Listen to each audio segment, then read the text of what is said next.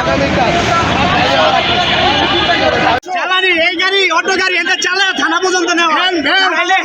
এই গাড়ির জ্বালানি খরচ আইডিকে 800 টাকা জ্বালানি খরচ কেন নেয় গাড়ি অটো চালায় না সেই গাড়ি লেখার বিল 1200 টাকা কেন চালায় তো আমরা নিয়ে যাই